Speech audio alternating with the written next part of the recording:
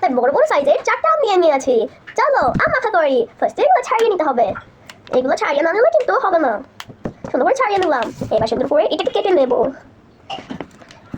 পুনাটাকে কেটে নিয়েছি। আমাদের ভাষায় এটা পুনা বলি। এটা দিয়ে অনেক কষ্ট পড়ছে, পানি আনতে হবে। অনেক পানি আনেছি। এবার এটা পানির মধ্যে চুবাতে হবে, অনেক কষ্ট পড়ছে।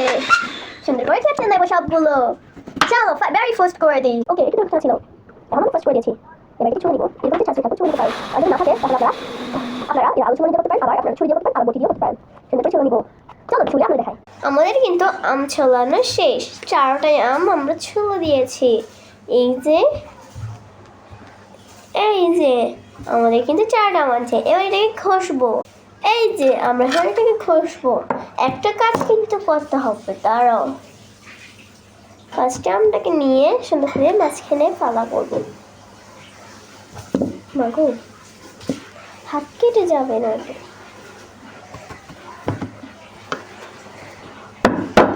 মাঝখানে ফালা করে বিচিটা নিয়ে তারপরে হচ্ছে ঘষবো। ফার্স্টে বিচিগুলো নিয়ে নিই। চলো এবার এটাকে আমরা ঘষে নেব।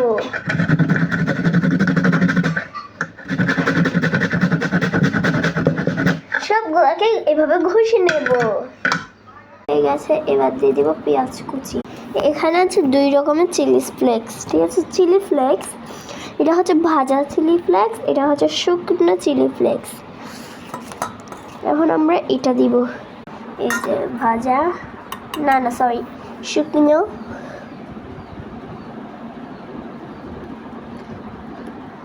এটা হচ্ছে যে ভাজা, সরি।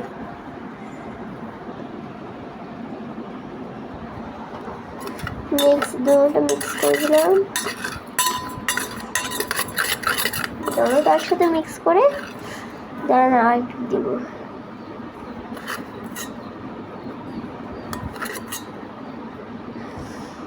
অনেক দিয়েছি ভাই। এবার দিব মরিচের গুঁড়ো। লাস্টে দিব লবণ। অল্প করে দিব। এবার দিব মরিচের গুঁড়ো। এই যে দিয়ে হালকা একটু মিষ্টি হওয়ার জন্য চিনি। হয়ে গেছে। এবার এটাকে মিক্স করতে হবে। ভালো মিক্স করতে হবে। এখানে আপনি লবণ ইউজ করতে পারেন। এবার আমি আমাকে টেস্ট করতে দিব। আমি টেস্ট করব। এখানে আমি খাবে। আমার খেতে দিব। মজা। এবার আমি টেস্ট করে দেখি।